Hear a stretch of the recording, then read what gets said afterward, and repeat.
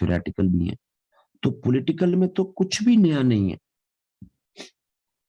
असल तो फिर बुनियाद ही उसके थ्योरेटिकल फाउंडेशन है, क्योंकि यही थ्योरेटिकल फीचर्स आपको इंटेलेक्चुअल बेस प्रोवाइड करते हैं पाकिस्तान के लिए। असल काम की चीज यहां से डेवलप होनी। सो फिर इसको जरा तवज्जो से आप सुनिएगा, और रिकमेंडेशन तो मेरी यही है कि आप इसके आर्टिकल को, सॉरी इसकी स्पीच को पढ़े जरूर एक बार, है ना, क्योंकि आप उसको अगर पढ़ गए तो आपको जो है वो nation theory, ideology of Pakistan, इस तरह के टॉपिक्स ये जब हमने किए थे, ये और बेहतर तौर पर क्लियर हो जाएंगे। इकबाल के थ्योरेटिकल जो फीचर्स हैं इकबाल के एड्रेस के,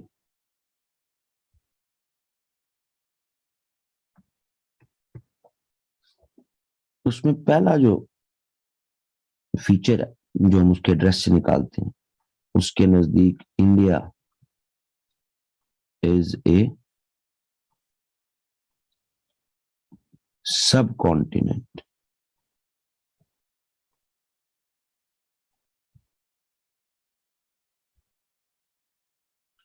फॉर इकबाल, इंडिया में मल्टीपल नेशंस रहती हैं जी,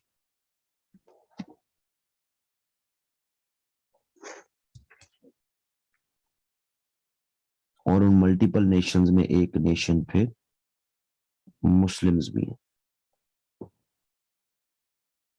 फॉर इकबाल, इंडिया एक स्टेट या एक टेरिटरी नहीं है।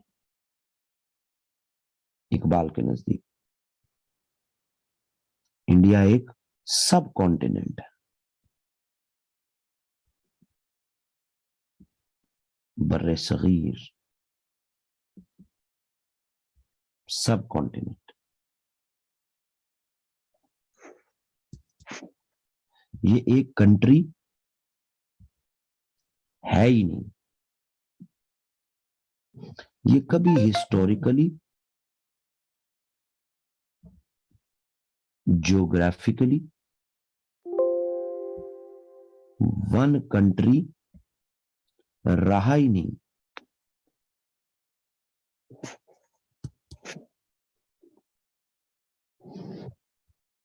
पूरे इंडिया में, इसकी इकबाल कहता है कि इंडिया की पूरी इंडियन हिस्ट्री की तारीख में not even a single ruler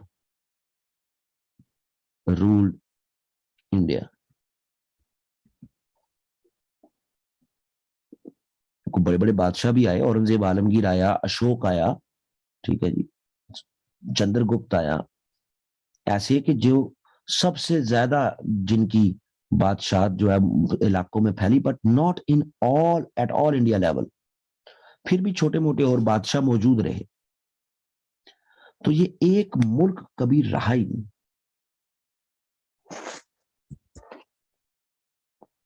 even ज़ाहिर 20th सेंचुरी में बात कर रहा है इकबाल, तो वो जो नेशन स्टेट का आइडिया है कि नेशन स्टेट की अपनी एक टेरिटरी होती है जो कि डिफाइंड होती है, ये आइडिया भी कभी इंडिया पर अप्लाई नहीं हुआ। इंडिया की बाउंड्रीज कम ज्यादा मुख्तलिफ बादशाहतों में होती रही। तो ये एक सिरे से मुल्क ही नहीं है भाई, ये एक सब कॉन्टिनेंट है जिसमें मुख्तलिफ कौमें आबाद हैं, और उनमें से एक कौम मुस्लिम है। यानी उसके नजदीक इंडियन नेशनल कांग्रेस की जो पॉलिटिक्स है उसमें एक इनहेरेंट कंट्राडिक्शन है कि इंडियन नेशनल कांग्रेस की पॉलिटिक्स ऑल इंडिया लेवल की पॉलिटिक्स क्लेम की जाती है, और वो उसी ऑल इंडिया की पॉलिटिक्स के कॉन्टेक्स्ट में फिर इंडिपेंडेंस ऑफ इंडिया क्लेम करते हैं कि एक मुल्क इंडिया बन जाएगा, आजाद मुल्क। इकबाल कहता है ये कभी एक मुल्क रहा ही नहीं, ना तारीखी तौर पे, ना ज्योग्राफिक कॉन्टेक्स्ट में, बल्कि एक सब कॉन्टिनेंट। तो इंडियन नेशनल कांग्रेस की पॉलिटिक्स में ये इनहेरेंट कंट्राडिक्शन है कि वो एक ऑल इंडिया लेवल पर सियासत करने की कोशिश करते हैं, जो कि पॉसिबल ही नहीं।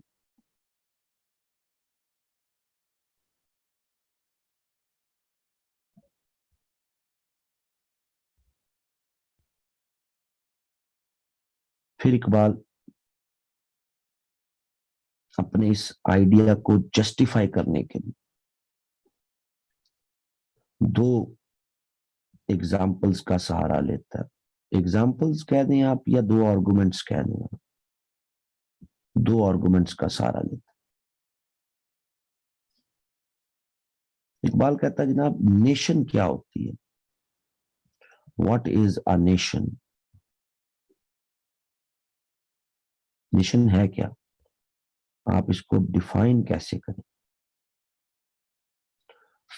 तो जो वेस्ट की नेशन की डेफिनेशन है, मगरिब से जो डेफिनेशन आती है नेशन की, कि a nation is to territory, जमीन का टुकड़ा होगा तो उसमें रहने वाले एक नेशन कहलाएंगे, नेशन स्टेट कहलाएंगे।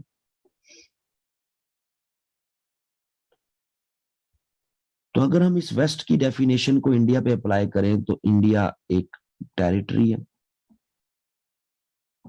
और इसमें रहने वाले फिर सारे क्या हो गए, इंडियंस। ये एक मुल्क है जिसमें सारे रहने वाले इंडियंस हो। सो इकबाल कहता है ये जो कंसेप्शन है, दिस कंसेप्शन ऑफ नेशनहुड, कि हम तमाम हिंदुस्तानी हैं, this conception of nationhood, Iqbal कहता है it can not address political problems of Indian Muslims.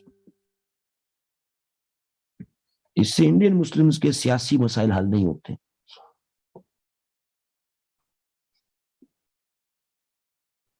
क्यों? क्योंकि मैं तो पहले कह चुका हूं कि इंडिया सब कॉन्टिनेंट है, इसमें मुख्तलिफ कौमें आबाद है। एक इंडियन नेशनहुड तो कभी इंडिया में डेवलप ही नहीं हुआ, अ सिंगल इंडियन नेशनहुड, ये तो कभी इंडिया में डेवलप ही नहीं हुआ। एक कौमियत के सब एक है, ये कभी डेवलप नहीं हुआ इकबाल के ख्याल। सो ये जो मगरिब की डेफिनेशन है, ये इंडियन मुस्लिम्स के पॉलिटिकल प्रॉब्लम्स को हल नहीं करती। जब एक कम्युनिटी, एक नेशन, उसके पॉलिटिकल प्रॉब्लम्स ही एक डेफिनेशन से सॉल्व नहीं होते, तो western conception of a nation ये इंडिया पर अप्लाई नहीं हो सकता फॉर इकबाल। दूसरी तरफ फिर वो देखता है इस्लामिक कॉन्सेप्ट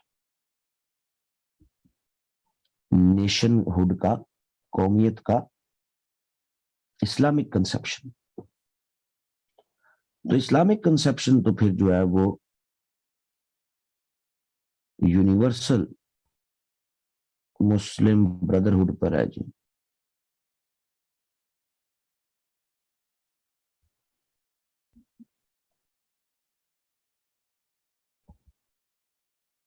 उम्मत, मुसलमान, मुस्लिम्स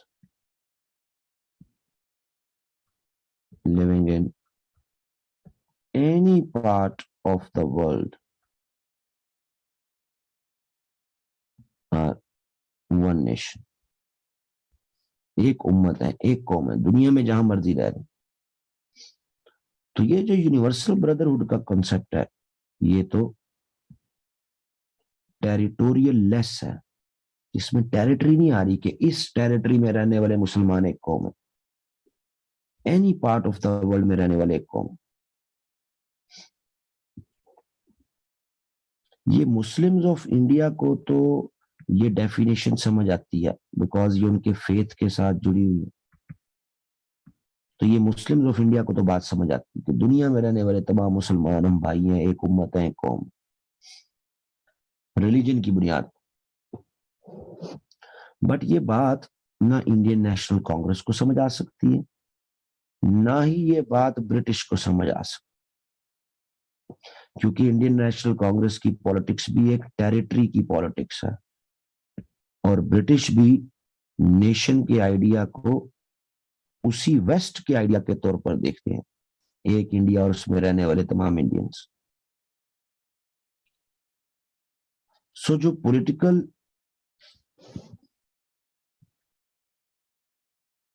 डिमांड्स हैं मुस्लिम्स की, demands of Muslims of India, वो भाई उसी वक्त आपको डिमांड्स मिलेंगी ना जब इंडियन नेशनल कांग्रेस प्लस खास तौर पे ब्रिटिश, उन्हीं से लेने हैं ना आपने अपने पॉलिटिकल डिमांड्स। कभी इंडियन नेशनल कांग्रेस के साथ बात करके, यूनिटी करके, कभी अंग्रेजों के साथ एग्रीमेंट्स करके। सो इन दोनों को आपका ये जो इस्लामिक कंसेप्शन है ऑफ नेशन, उसको तो ये फील ही नहीं कर सकते, ऑब्जर्व ही नहीं कर सकते। सो लिहाजा जो आपका इस्लामिक कॉन्सेप्ट है ऑफ नेशन, ये भी इंडियन मुस्लिम्स के पॉलिटिकल प्रॉब्लम्स को हल नहीं कर सकता, क्योंकि अपनी बात मनवाने के लिए आपको ब्रिटिश और इंडियन नेशनल कांग्रेस को इस चीज पे लाना पड़ेगा ना कि Muslim living in any part of the world they belong to one nation. कहेंगे वो आगे से कहेंगे भाई हमने दुनिया के मुसलमानों का तो ठेका नहीं उठा रखा। सो रिजल्टेंटली ना तो वेस्टर्न डेफिनेशन ना इस्लामिक डेफिनेशन, दोनों इंडियन मुस्लिम्स के पॉलिटिकल प्रॉब्लम्स को सॉल्व नहीं कर सकते। अब इसका ये मतलब नहीं है कि इकबाल वेस्ट के कॉन्सेप्ट को या इस्लामिक कॉन्सेप्ट को क्रिटिक कर रहा है, कंडेम कर रहा है, ऐसा नहीं। बस ये हमारे मसाइल का हल नहीं डेवलप कर सकते। सो देयरफॉर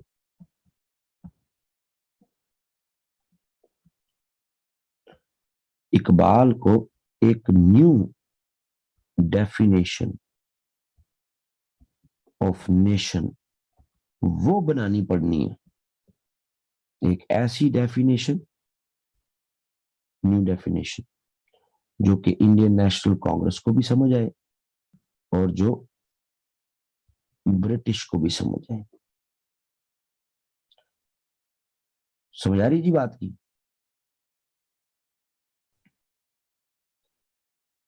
अब वो न्यू डेफिनेशन को बनाने के लिए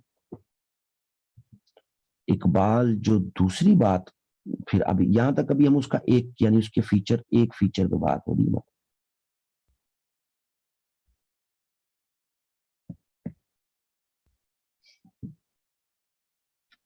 इस फीचर पे कहां गया, इंडिया इज अ सब कॉन्टिनेंट, इस पे बात हुई। दूसरी बात इकबाल फिर ये करता है कि भाई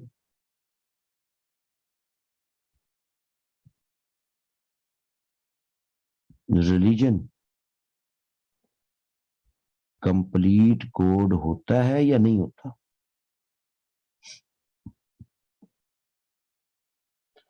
इकबाल कहता है कि वेस्ट ने किया किया बेसिकली 1648 से, जब आपका modern nation state system develop हुआ,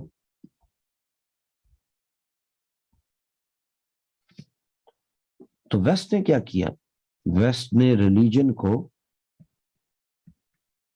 पॉलिटिक्स से सेपरेट कर दिया। यानी रिलीजन भाई इंडिविजुअल का मैटर है, तो इसका पॉलिटिक्स के साथ ताल्लुक नहीं होना चाहिए। यानी रिलीजन को चर्च तक कन्फाइंड कर दिया और पॉलिटिक्स सेकुलर हो गई, मजहब से अलग। सही जी। और इसका अगर हम देखें तो वेस्ट को फायदा हुआ। वेस्ट स्लोली एंड ग्रेजुअली उसमें प्रोग्रेस का आइडिया स्लोली एंड ग्रेजुअली आना शुरू हो गया, और by the time 1930 west powerful है, तरक्की हो रही है। इवन वर्ल्ड वॉर 1 भी हो गई, लेकिन उसके बाद भी वेस्ट बेहतरी की तरफ जा रहा है।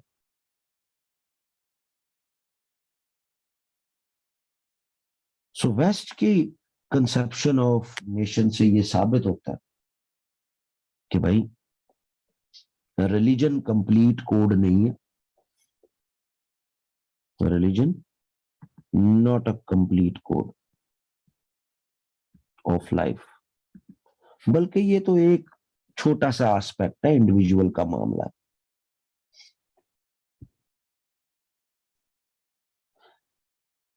सही है जी?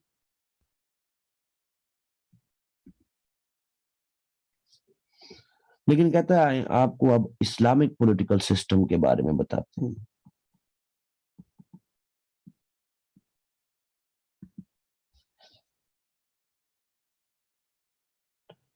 इस्लामिक पॉलिटिकल सिस्टम में इकबाल कहता है कि रिलीजन एंड पॉलिटिक्स वो साइड बाय साइड चलते हैं जी, ये सेपरेट नहीं होते। इस्लामिक पॉलिटिकल कॉन्सेप्ट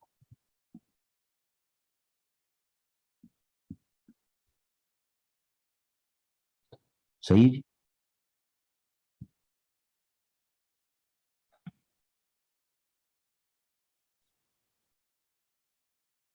जिस तरह इकबाल कहता है कि आप माइंड एंड मैटर को सेग्रीगेट नहीं कर सकते, उर्दू में आप कह रहे हैं मतलब रूह और जिस्म, माइंड एंड मैटर, इनको आप अलग अलग सेग्रीगेट नहीं कर सकते, इनको आप अलग अलग नहीं समझ सकते। रूह को समझना है तो जिस्म को समझो, जिस्म को समझना है तो रूह को समझो। सही है।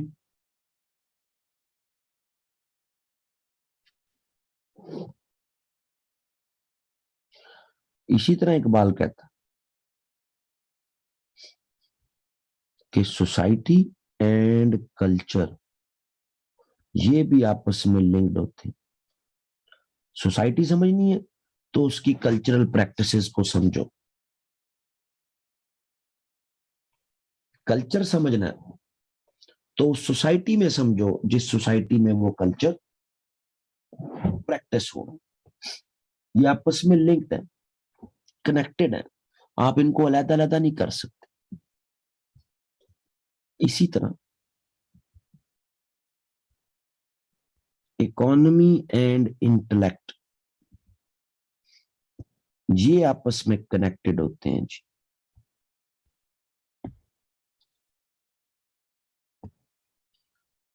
जैसी मईशत वैसे ही फिक्र।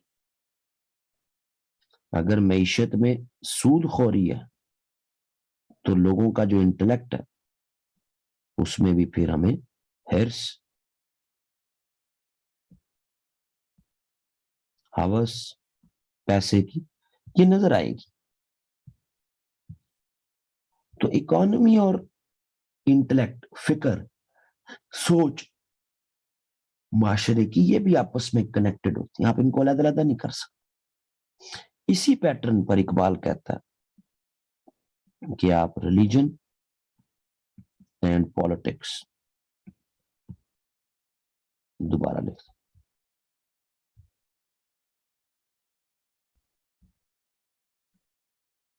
one cannot segregate between religion and politics, कि इसी तरह मजहब और सियासत ये भी आपस में कनेक्टेड है, आप इनको अलग-अलग नहीं समझ सकते।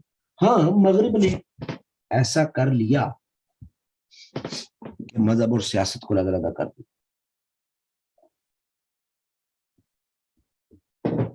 लेकिन इस्लामिक जो पॉलिटिकल सिस्टम है उसमें आप इनको अलग-अलग नहीं समझ सकते, कर ही नहीं सकते।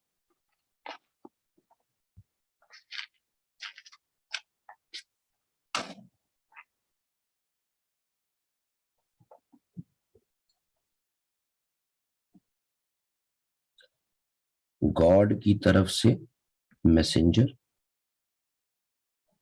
मैसेंजर आगे गॉड का पैगाम पीपल तक लेके जाता,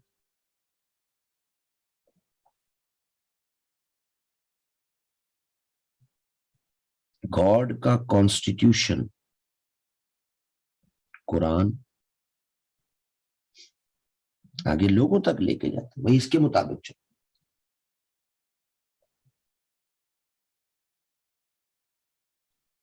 तो सोसाइटी उसमें इस्लामिक टेंडेंसी बनती है, तो जैसी सोसाइटी तो मतलब फिर कल्चर भी इस्लामिक बनता है। सोसाइटी इस्लामिक होती है तो उसका फिर इंटेलेक्चुअल लेवल भी, फिक्री इस्तदलाल भी इस्लामिक होता है, तो फिर जैसी फिक्र तो उसकी इकोनॉमी भी इस्लामिक होती है। तो यूं एक कंप्लीट कोड है जी इस्लामिक पॉलिटिकल सिस्टम, जबकि दूसरी तरफ western political system complete code नहीं। लेकिन सवाल ये पैदा होता है कि ये जो वेस्ट का सिस्टम है पॉलिटिकल सिस्टम, इसने तो प्रोग्रेस करवाई, तरक्की करवाई, जबकि 1930 का इस्लामिक जो पॉलिटिकल सिस्टम है वो तो दुनिया में किसी एक भी मुस्लिम इलाके में एक्सरसाइज नहीं हो रहा। चलो पहले ऑटोमन एम्पायर वगैरह भी, वो भी वर्ल्ड वॉर 1 में खत्म हो,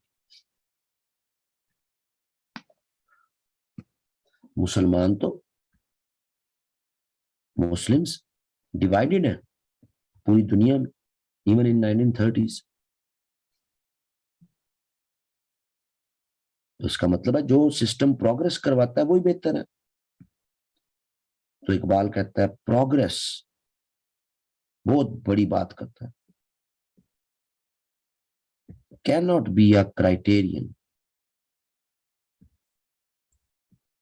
to determine strength of a system।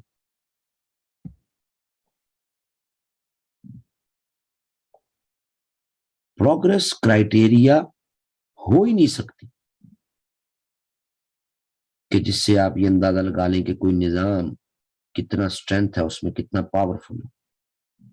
ये क्राइटेरिया नहीं हो सकता कि आपको कोई निजाम तरक्की करवा दे, ये कोई क्राइटेरिया नहीं।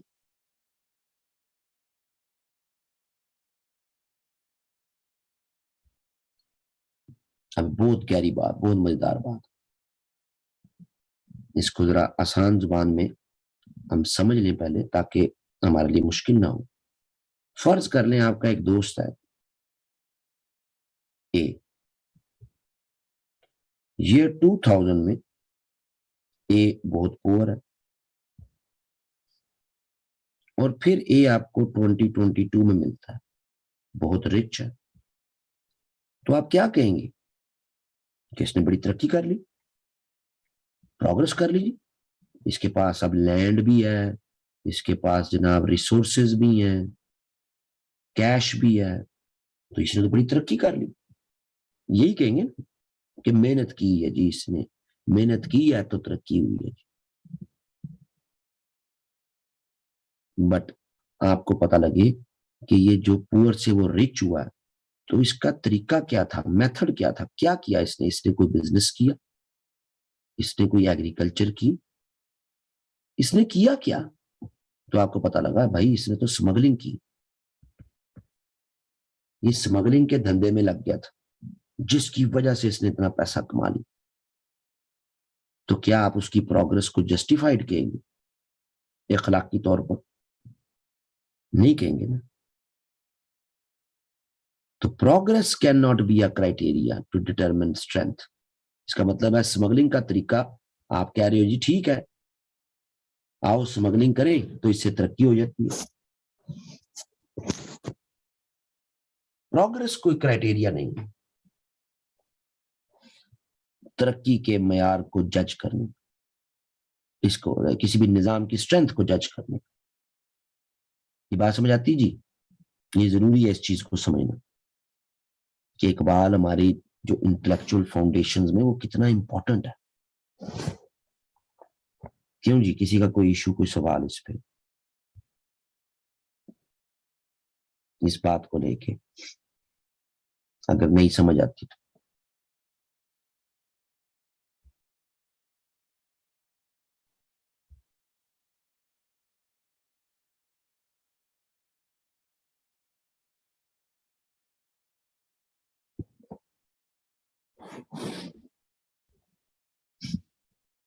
हाँ जी, स्मगलिंग के अलावा कोई पॉजिटिव काम भी कर सकता है, बिल्कुल कर सकता है।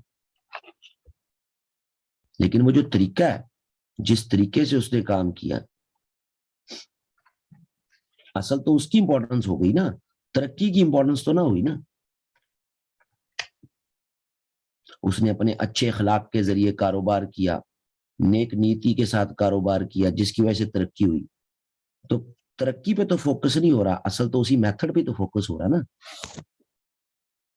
कि अगर आप कहें जी कि क्या बात है जी, तरक्की कर ली, बहुत अच्छा आदमी जी, तरक्की कर ली, नहीं, किस मेथड से किया, असल तो फोकस ही उस पर आ रहा है। अच्छे तरीकों से किया, बुरे तरीकों से किया, असल तो फोकस उसी पे।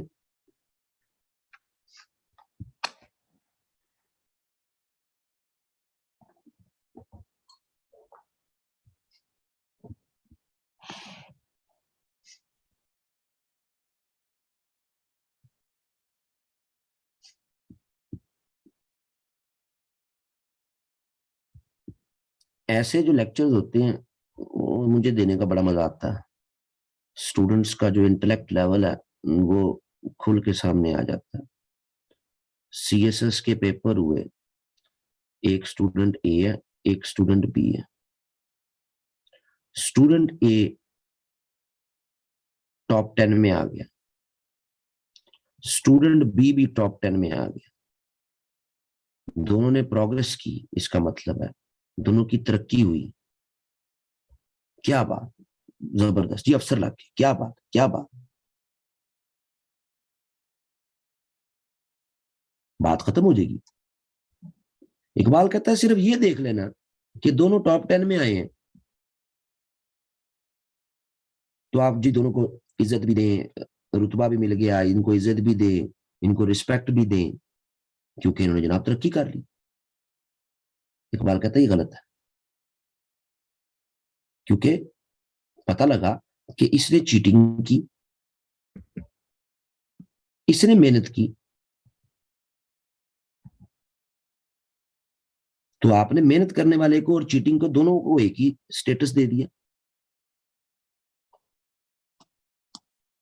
ये देखना ना, अगर तो इसने चीटिंग की है और उससे ये तरक्की कर गया, टॉप 10 में आ गया, तो क्या आप इसकी तारीफ करेंगे?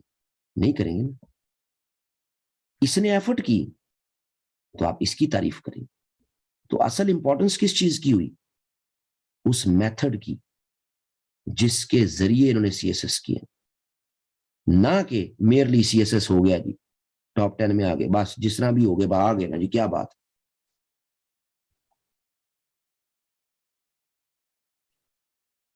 सही जी।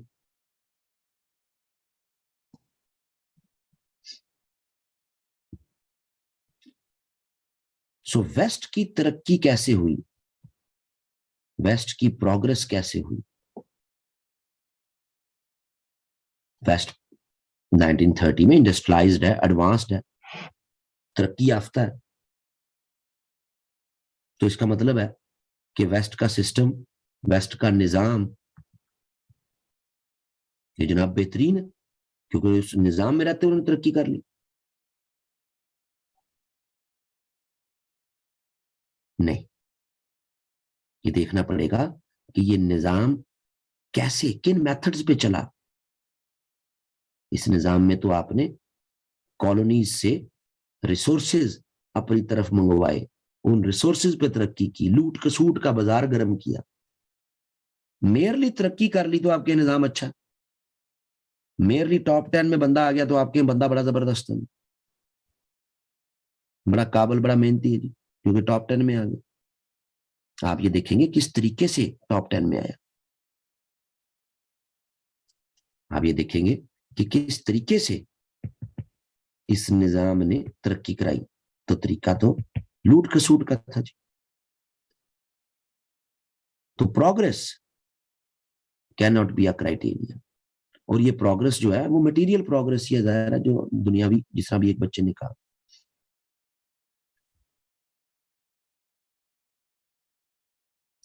अगर हम इस चीज को एक लम्हे के लिए सच माने कि हाँ, कोई भी निजाम,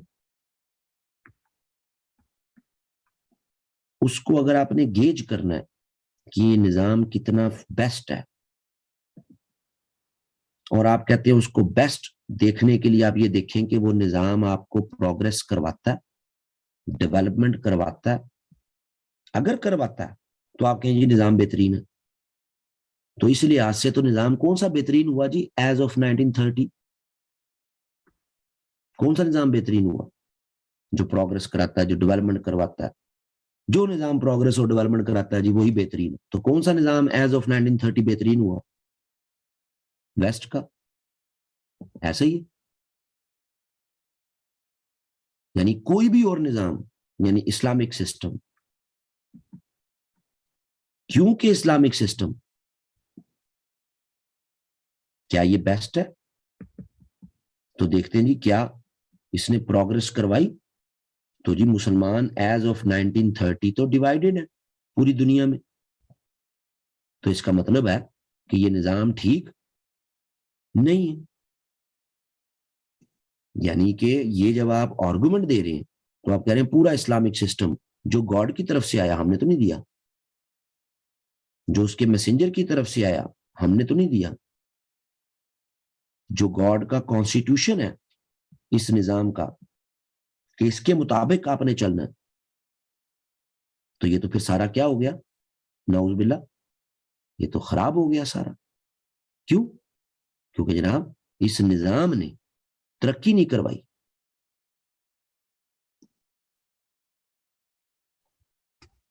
प्रोग्रेस कोई तरीका वो नहीं है, कोई बेंचमार्क नहीं है कि जो निजाम प्रोग्रेस कराए वो निजाम ठीक है, और जो निजाम प्रोग्रेस ना करवा रहा हो आपके वो गलत है। ये कोई क्राइटेरिया नहीं। फिर क्राइटेरिया है क्या? अगर तरक्की, डेवलपमेंट क्राइटेरिया नहीं हो सकता तो फिर क्राइटेरिया है क्या? ये भी तो बताना पड़ेगा ना। सिर्फ सवाल उठा के तो बात खत्म नहीं हो सकती, आगे अपनी बात बतानी भी तो पड़ेगी। फिर आप क्या समझते हैं जी कि व्हाट इज द क्राइटेरिया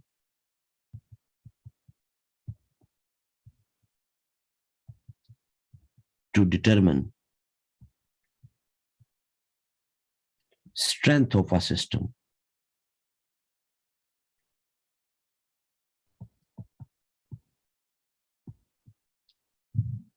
अगर प्रोग्रेस क्राइटेरिया नहीं है तो क्या क्राइटेरिया है किसी भी सिस्टम की स्ट्रेंथ को जांचने का?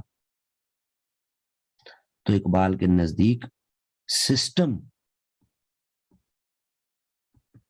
Must be natural. System natural होना चाहिए। कानून फितरत के मुताबिक होना चाहिए, नेचुरल सिस्टम होना चाहिए, वही बेहतरीन सिस्टम है।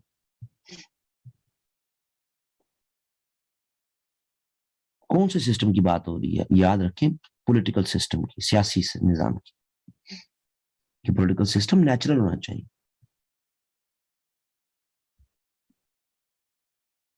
और फिर उस पॉलिटिकल सिस्टम का सॉवरन, उसकी सोवरेनिटी जिसके पास है, वो ऑल पावरफुल होना चाहिए। जितनी उसकी सॉवरन पावर ज्यादा, उतना वो निजाम स्ट्रांग। तो इकबाल कहता, आओ एक कंपैरिजन कर लेते हैं, comparison between Islamic and western system. तो देख लेते हैं फिर कौन नेचुरल है और किस में सॉवरन पावर्स किसके पास ज्यादा है। तो एक कंपैरिजन बना देते हैं। इकबाल कहता है वेस्ट का जो पॉलिटिकल सिस्टम है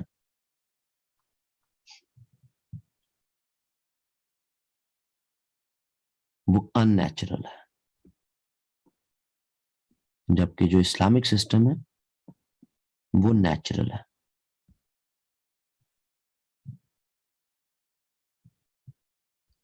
कैसे?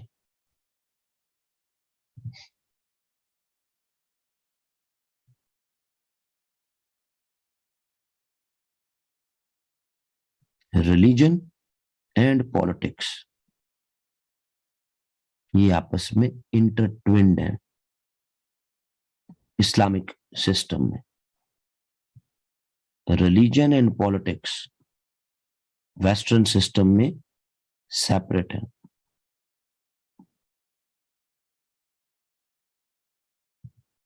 रिलीजन इस्लाम, तो पॉलिटिकल सिस्टम भी इस्लामिक प्रिंसिपल्स के मुताबिक।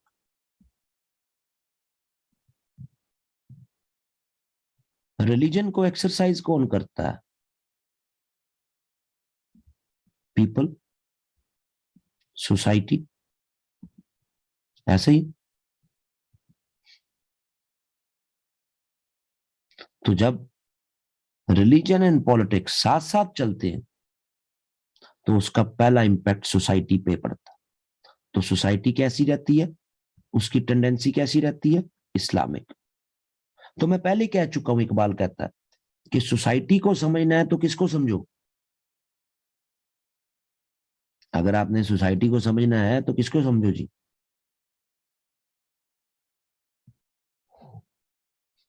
कल्चर। तो अगर सोसाइटी इस्लामिक, तो उसका कल्चर भी ऑटोमेटिकली क्या?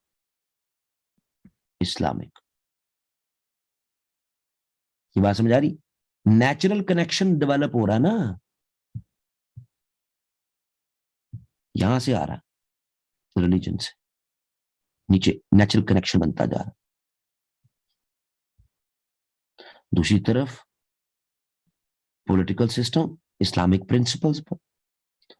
तो इस्लामिक प्रिंसिपल्स के मुताबिक जब इकोनॉमी चलेगी, इस्लामी असूलों के मुताबिक जब इकोनॉमी चलेगी, तो मैं पहले कह चुका हूं कि जैसी इकोनॉमी वैसा ही क्या डेवलप होगा?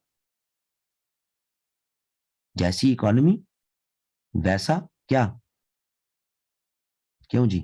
इंटेलेक्ट, फिक्र, सोच माशरे की वो वैसी डेवलप होगी। तो एक नेचुरल कनेक्शन है। जिस तरह रूह और जिस्म नेचुरली कनेक्टेड है, आप इनको अलग-अलग नहीं कर सकते, इसी तरह society and culture naturally connected है। इसी तरह economy and intellect naturally connected है। और इसी तरह रिलीजन एंड पॉलिटिक्स भी नेचुरली आपस में इंटरट्विन्ड है।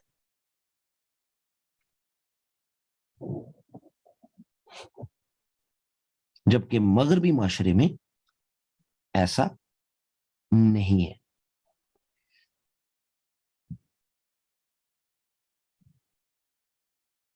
तरक्की का मेयार तो जनाब 8th सेंचुरी से लेके 13th सेंचुरी तक अब्बासी खलीफा थे, बड़ी तरक्की करवाई उन्होंने, बड़ी तरक्की करवाई।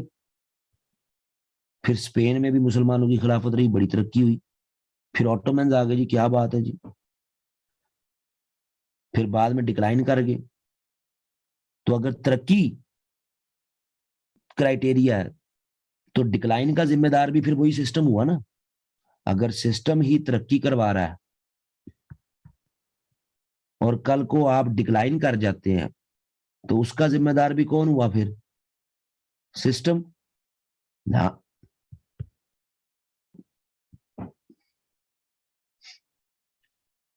ये आर्गुमेंट ही गलत है इकबाल के नजदीक।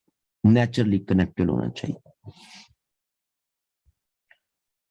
दूसरी तरफ इकबाल कहता है क्या है जी, देख लेते हैं। वेस्ट में सोवरेनिटी, इक्तदार आला, हाकमियत किसकी है? सोवरेनिटी लाइज विद किसके साथ? पीपल। एक डेमोक्रेसी में पीपल अपने रूलर्स को इलेक्ट करते हैं, और अगर पीपल ही चाहे तो वो अपने रूलर्स को हटा सकते हैं जमहूरी तरीके से। ऐसा ही है, क्यों जी?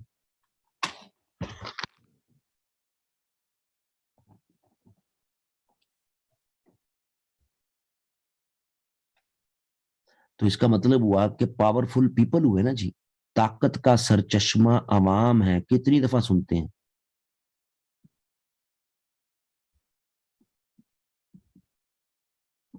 सुनते हैं जी ये बात।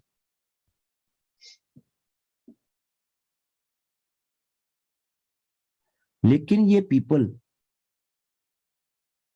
एक खास डिफाइंड लैंड, टेरिटरी, उसी में अपनी ताकत का सरचश्मा एक्सरसाइज कर सकते हैं। People in France can not elect rulers in Italy. क्यों जी? समझ आ रही कि ये जो पीपल हैं ये ताकत का सरचश्मा एक खास गिवन लैंड में साथ जुड़ा दूसरा नेबरिंग कंट्री, क्या उसमें भी वो कर सकते हैं? वो तो इसी में करेंगे ना, यहां पर इनके लोग करेंगे, यहां पर इनके लोग करेंगे। यानी इस ताकत के सरचश्मे यानी कि अवाम, इनकी पावर एक खास given land, piece of land तक है बस। जबकि इसके versus Islamic political system,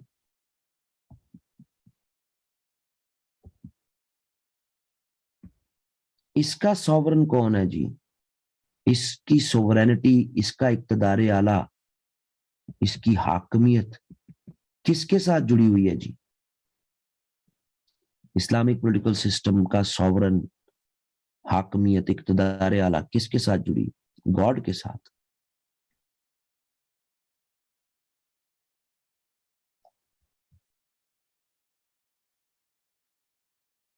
God पूरी यूनिवर्स पर अपनी हाकमियत एक्सरसाइज करता है। वो किसी एक मुस्लिम मुल्क का हाकिम नहीं है, वो पूरी यूनिवर्स का हाकिम।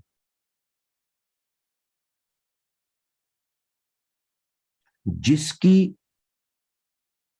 हाकमियत, जिसकी सॉवरन पावर्स की रीच ज्यादा, सॉवरन पावर्स की रीच या एक्सरसाइज करने की जो उसकी टेरिटरी है वो जिसकी ज्यादा, सिस्टम तो उसका बड़ा हुआ ना जी, निजाम तो उसका बड़ा हुआ। एक तरफ पीपल है जो सिर्फ एक खास गिवन लैंड में अपनी हाकमियत एक्सरसाइज करते हैं, एक तरफ गॉड है जो पूरी यूनिवर्स पर अपनी हाकमियत एक्सरसाइज करता है। तो बड़ा पावरफुल कौन हुआ?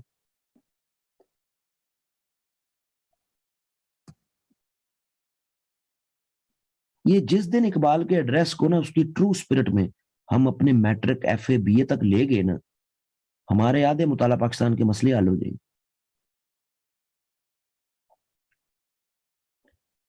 और ये मसाइल कि हमने एक लिबरल मुल्क बनाना था, हमने मॉडरेट मुल्क बनाना था, हमने करना क्या था? मैं चपेड़े मार मार के बंदा लंडे के लिबरल्स को ना साइड पे कर दे बिल्कुल।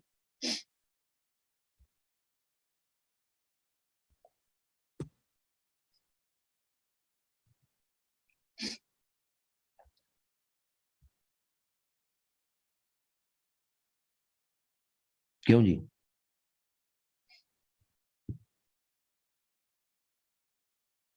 इस्लामी निजाम का मतलब ये नहीं है कि आप जो मदीना में हो रहा था 1400 साल पहले, आप वो आज वही नाफिज कर दें। ये इस्लामी निजाम नहीं है। इस्लामी निजाम ये है कि मदीना में जो अदल का मयार था वो आज भी वही रहे, जो समाज में बराबरी थी वो आज लेके आए। समझ आ रही जी? जो हलाल का तसव्वुर था इकोनॉमी में वो इंटैक्ट रखें।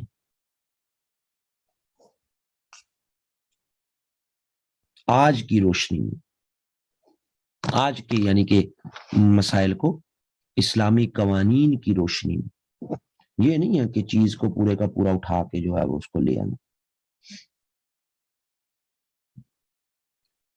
एनीवेज,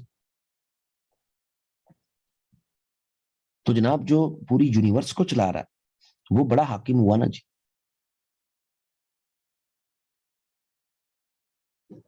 एक जमींदार के पास 10 एकड़ है, दूसरे जमींदार के पास 100 एकड़ है, तो बड़ा जमींदार कौन हुआ? जो 100 एकड़ को मैनेज कर रहा। तो जिसके पास जमीन ज्यादा, हाकमियत उसकी ज्यादा। वेस्ट की हाकमियत जिसके साथ आप जोड़ते हैं वो तो सिर्फ एक लैंड का, और यहां पूरी यूनिवर्स का। आप समझ आई? Progress can not be a criteria. ये आ रहे हैं अब क्राइटेरिया किसी भी निजाम की स्ट्रेंथ के। फिर वेस्ट का जो सॉवरेनिटी एक्सरसाइज करने वाला ताकत का सरचश्मा पीपल, ये पीपल खुद लॉ मेकिंग नहीं कर सकते। ये तो अपने रिप्रेजेंटेटिव्स इनको इख्तियारात देते हैं कि भाई आप लॉ मेकिंग कर लो। खुद तो नहीं करते ना, अवाम अवाम अपने नुमाइंदे बनाते हैं और वो नुमाइंदे कानून साजी कर लो। ऐसा ही है। ये बात समझ आती है? असम्बलियां बना ली, सेनेट बना ली, कांग्रेस बना ली, नेशनल असेंबली बना ली। ताकत का सरचश्मा अवाम है, लेकिन वो अवाम खुद नहीं कानून बनाती, बल्कि अपने रिप्रेजेंटेटिव्स के जरिए कानून बनाती है। ऐसा ही है। लेकिन दूसरी तरफ इस्लामिक सिस्टम में जो गॉड है वो खुद लॉ मेकर है जी।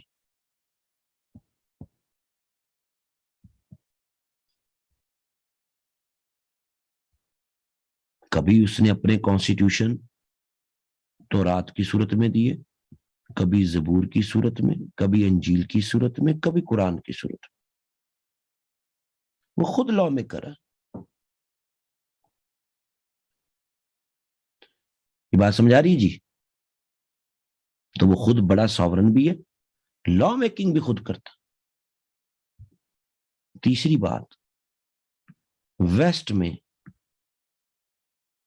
अगर कोई किसी लॉ को वायलेट करता है, तो वो कौन करता है वायलेट लॉ? उसी मुल्क के रहने वाले सिटीजन, पीपल वही करते हैं। ये वही पीपल हैं जिन्होंने अपनी ताकत का सरचश्मा जिन्हें आप कहते हैं। लेकिन ये ताकत का सरचश्मा जब लॉ वायलेट करता है तो पनिशमेंट भी किसको मिलती है? उन्हीं लोगों को मिलती है ना जो लॉ को वायलेट करते हैं। यानी आप एक तरफ कहते हैं वो ताकत का सरचश्मा है, और दूसरी तरफ उन्हीं लोगों को आप सजाएं भी देते हैं अगर वो लॉ वायलेट करें। जबकि दूसरी तरफ सॉवरन तो इतना सॉवरन होना चाहिए ना जी, कि किसी की जरूरत ही ना हो कि वो उससे पूछ सके कि भाई तूने नमाज पढ़ी, तूने रोजा रखा।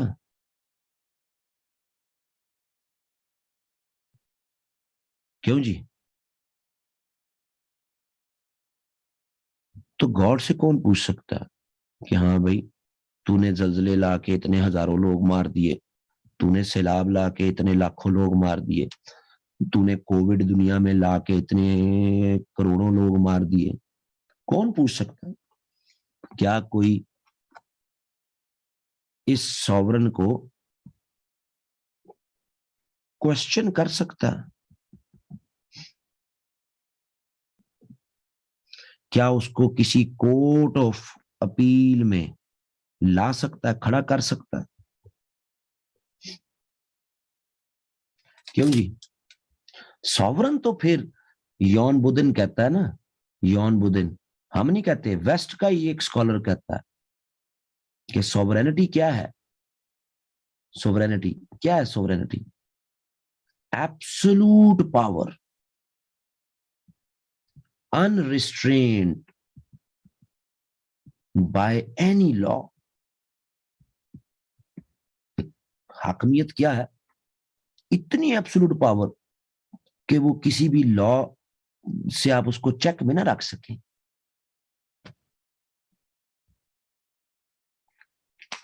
Absolute power unrestrained by law. तो वो absolute power unrestrained by law क्या यहां अप्लाई हो रही? जिनको आप कहते हैं ताकत का सर चश्मा, उन्हीं को आप अकाउंटेबल भी करते हैं। लेकिन इस्लामिक सिस्टम में जो गॉड है उसको कोई पूछ नहीं सकता, उसको कोई अकाउंटेबल नहीं कर सकता।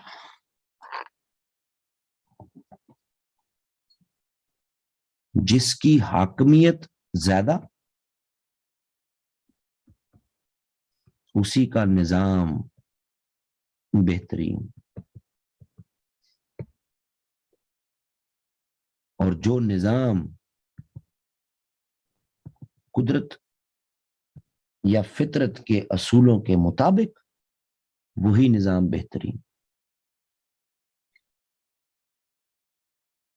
समझ आई जी बात की?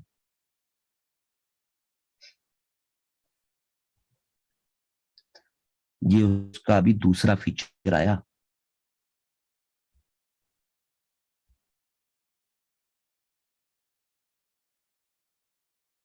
ये वाला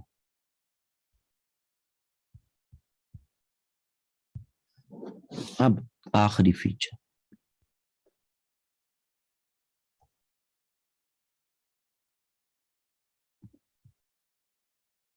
जेनेसिस ऑफ आवर नेशन। एक कौम बनती कैसे है? कौम कैसे बनती?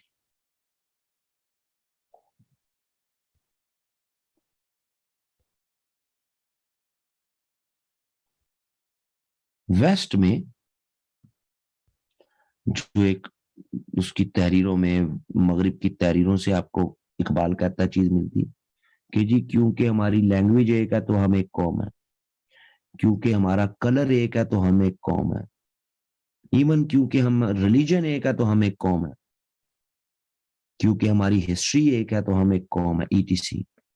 यानी common language, common culture, common traditions, common colour, common race, common religion, common history, common geography. इसकी बुनियाद पर जनाब दुनिया में मुख्तलिफ कौमें आबाद है। जो है जी कौम के जेनेसिस क्या होते इकबाल कहता है ये सब कंस्ट्रक्टेड, ये बनाई जाती हैं वजूहात, ये भी नेचुरल नहीं है।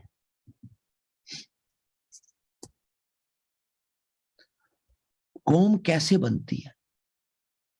फिर अगर ये वजूहात नहीं है, असल वजह ये नहीं है, ये कंस्ट्रक्टेड है इकबाल के नजदीक, ये नेचुरल नहीं है, तो कौम बनती कैसी है?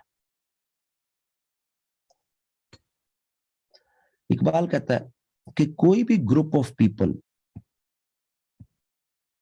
दुनिया में जहां भी कहीं पर आबाद होते हैं, ग्रुप ऑफ पीपल,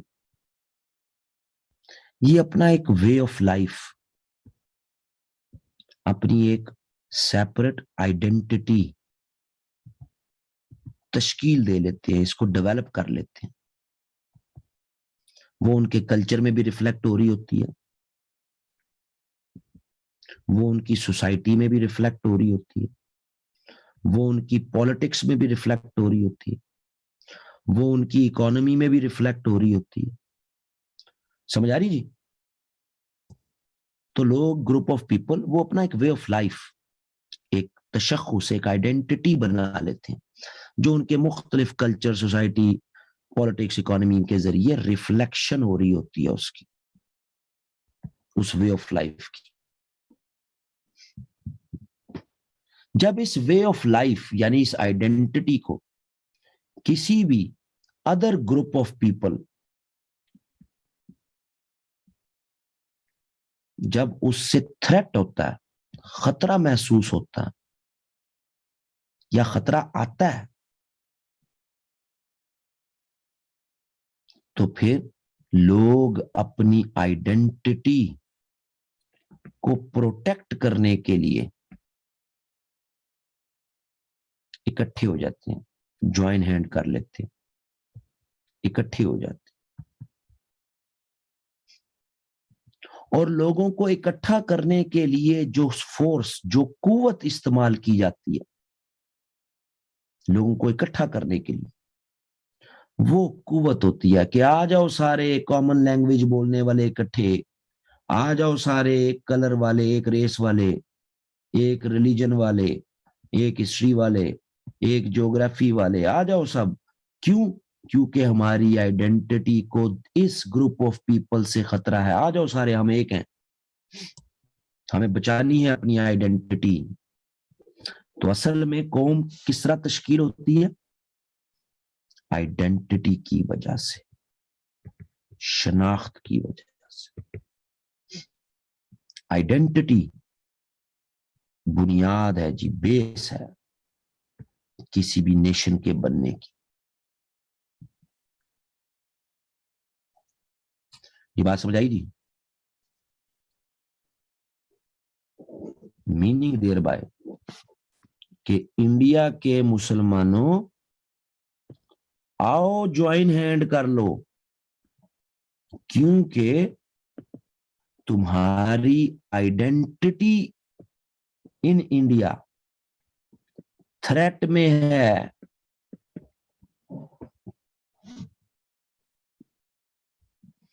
तो जिसकी आइडेंटिटी थ्रेट में चली गई, वो उसको प्रोटेक्शन के लिए लोग एक हो जाते हैं, हेंस वो क्या हो जाते हैं? नेशन। और जनाब, हम जो मुस्लिम्स इन इंडिया हैं, हमारी आइडेंटिटी खतरे में है, जिसकी वजह से हम एक नेशन है इंडिया में। Muslims in India are a nation.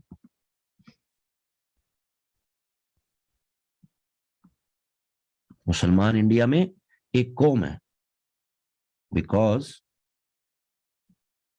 their identity in India is threatened. हमारी शनाख्त थ्रेटन्ड है, क्योंकि पूरी दुनिया में जो कौमें बनती हैं वो बनती इसलिए है कि जब उनकी शनाख्त खतरे में पड़ती है। तो हम भी एक कौम है क्योंकि हमारी शनाख्त खतरे में। हमारी शनाख्त खतरे में क्यों है? अब बात तो नहीं ना करनी, उसको एक्सप्लेन भी तो करना है, एक्सप्लेनेशन भी तो देनी है ना जी, कि कैसे खतरे में है भाई। कौन से पहाड़ टूट पड़े? पहाड़ ये टूटे हैं कि अंग्रेज जो हिंदुस्तान में डेमोक्रेसी ले आए हैं 1892 में, फिर इसको इन्होंने आगे एक्सपैंड किया डेमोक्रेसी को 1909 में, 1919 में और किया। ये जो डेमोक्रेसी इंडिया में आई है, हमें इससे इतराज नहीं है, लेकिन इस डेमोक्रेसी में मेजॉरिटी ने ही डोमिनेट करना है, और मेजॉरिटी मुस्लिम्स तो है नहीं। तो जो मेजॉरिटी में होगा वही डेमोक्रेसी को डोमिनेट करेगा, और मेजॉरिटी फिर अपने बिलीफ सिस्टम, अपने फेथ के मुताबिक लॉज बनाएगी।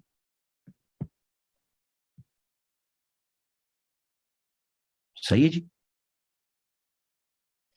और मुस्लिम्स ऑफ इंडिया, भाई हमारे लॉज तो बने पड़े कब से,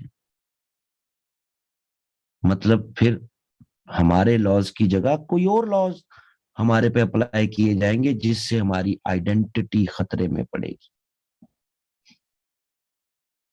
हमारी इकोनॉमिक लाइफ, हमारी सोशल लाइफ, हमारा कल्चर, हमारा इंटेलेक्ट, वो सब खतरे में है। अब बात समझ आई जी? यानी इकबाल की डेफिनेशन देखे ना western definition of a nation apply हुई, ना वो इस्लामिक डेफिनेशन ऑफ उम्मत में गया, बल्कि एक तीसरे तरीके से उसने मुस्लिम्स ऑफ इंडिया को डिफाइन किया। हमारी शनाख्त खतरे में, क्योंकि इस निजाम में जो जमहूरियत का निजाम है, ये नहीं कि वो उसके अगेंस्ट है, जमहूरियत के जिस तरीके से इंडिया में आ रहा है उसमें हमें खतरा है।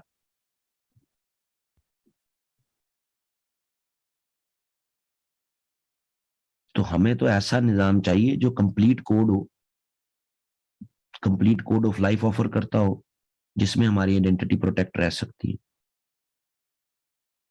तो ऐसे सिस्टम के लिए जो नेचुरल हो, ऐसा सिस्टम जो कि कंप्लीट कोड ऑफ लाइफ हो, ये पूरे यूनाइटेड इंडिया में तो इसकी एप्लीकेशन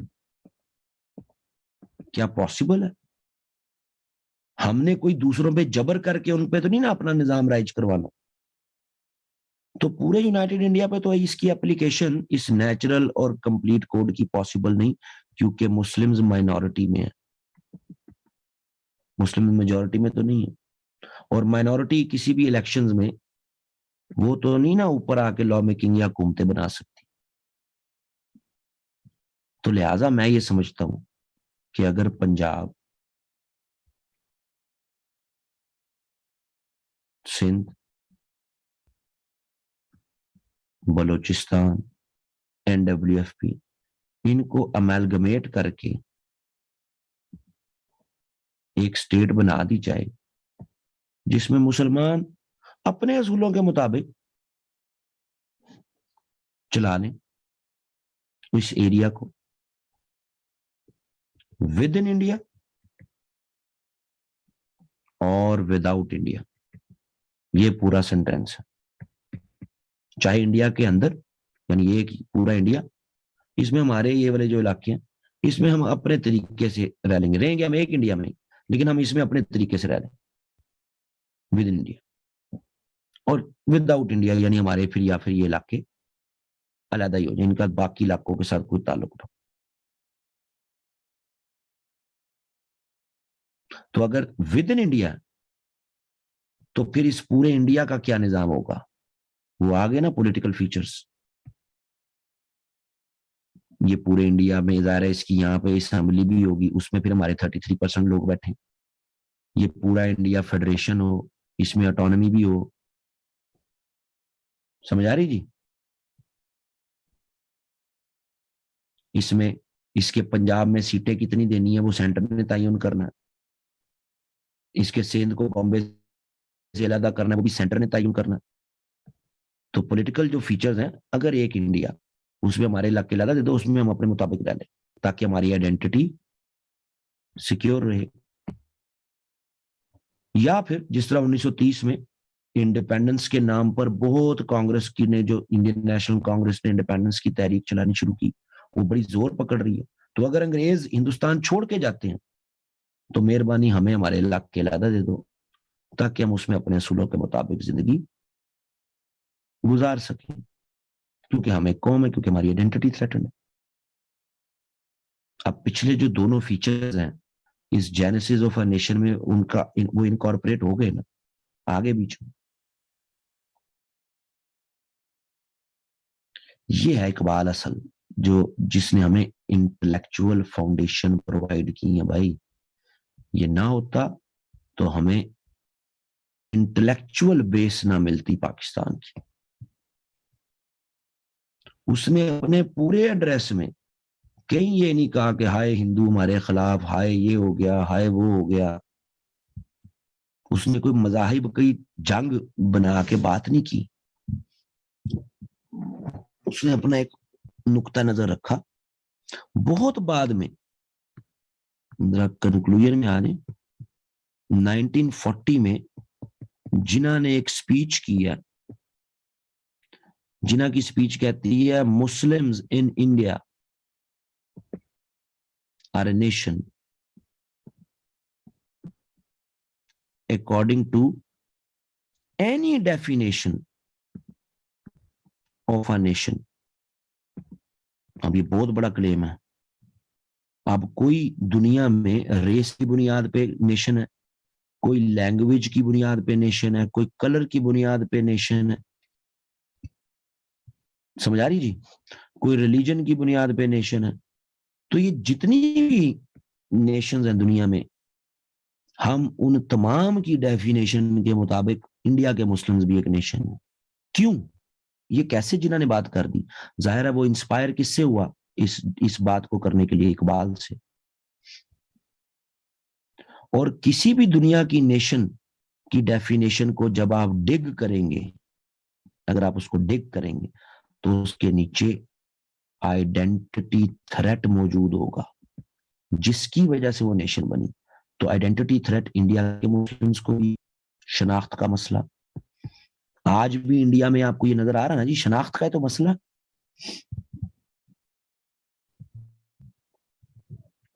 सही जी।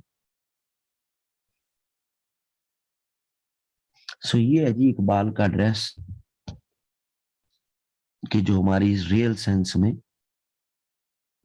उसके क्रिटिसिज्म में जाने की जरूरत को नहीं है। हम फ्रीडम मूवमेंट, पाकिस्तान अफेयर्स की पढ़ रहे हैं। हमने कोई इकबाल के एड्रेस को क्रिटिक नहीं करना। वो हमारे इस पेपर से बाहर, यानी आप यूनिवर्सिटी के अगर स्टूडेंट हैं, आप एकेडमिया से रिलेटेड हैं, तब उसके क्रिटिसिज्म में आप जा सकते हैं। लेकिन सीएसएस की डोमेन में रहते हुए हमने उसकी तारीफ ही करनी है, भाई इससे बेहतरीन कोई चीज नहीं थी। आप जाती तौर पे क्या समझते हैं वो आप अपने पास ही रखें, पेपर में यही बातें लिखनी है।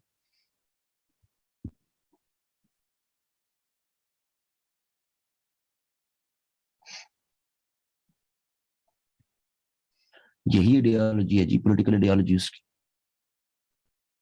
जी बिल्कुल, उससे बाहर तो नहीं है।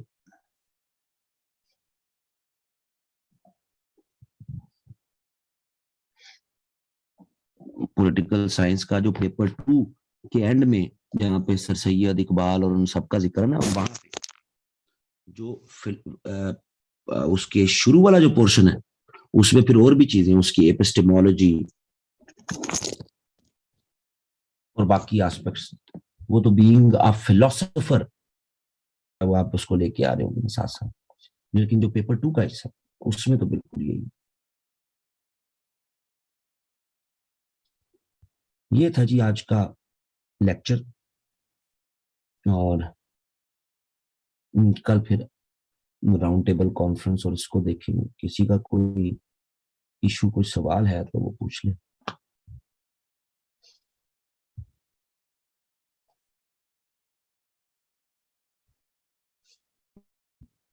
सर इसकी रीडिंग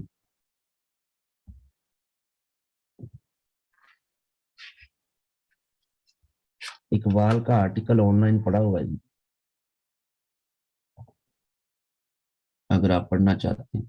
अगर नहीं पढ़ना चाहते तो पहले लेक्चर में ही मैंने हर पोर्शन के लिए जो किताबें मेंशन कर दी थी वही हैं, उन्हीं को देख लें। मेकिंग ऑफ पाकिस्तान के अजीज की, जमीलुद्दीन अहमद की।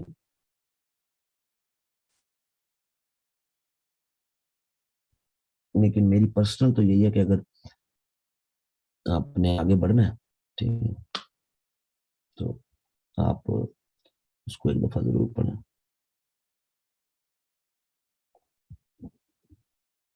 ओके जी, कल मिलते हैं। Take care.